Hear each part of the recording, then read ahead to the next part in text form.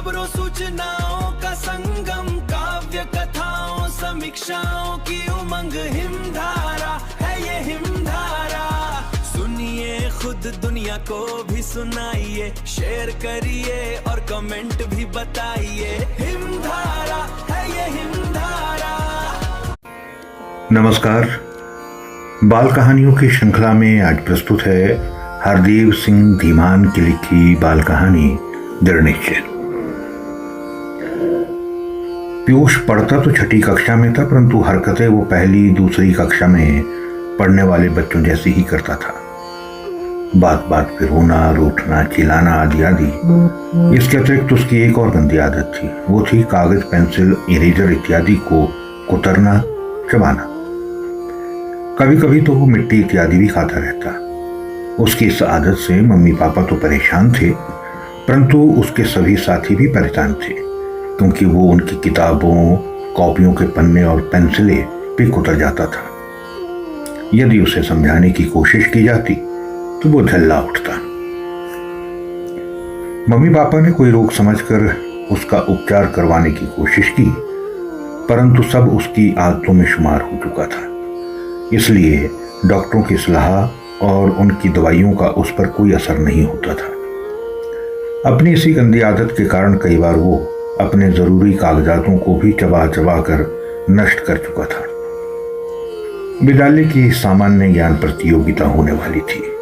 अध्यापक महोदय ने कुछ महत्वपूर्ण प्रश्न लिखवाए, परंतु पीयूष उस दिन विद्यालय नहीं गया था। इस कारण वो उन प्रश्नों को नहीं लिख पाया।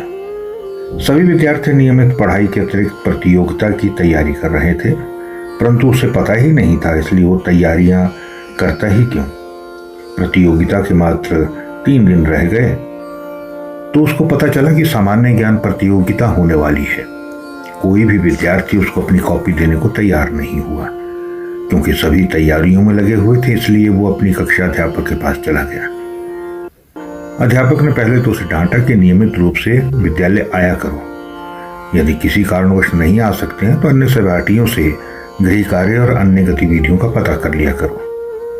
उसके बाद अध्यापक महोदय ने प्रतियोगिता से संबंधित जरूरी प्रश्नों का एक पर्चा उसे थमा दिया।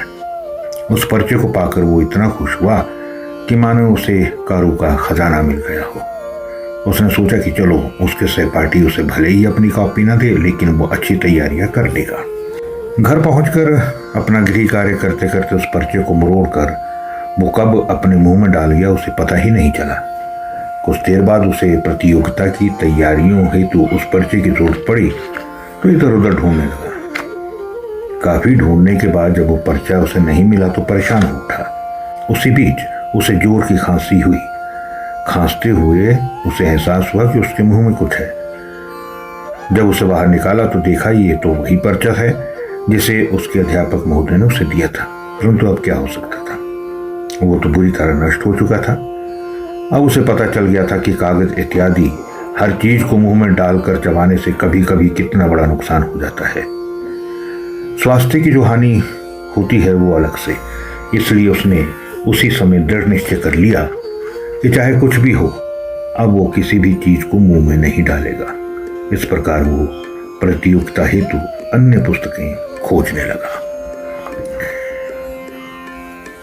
ये थी हरदेव सिंह धीमान की लिखी बाल कहानी दृढ़ निश्चय।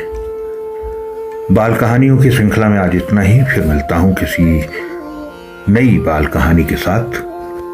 नमस्कार।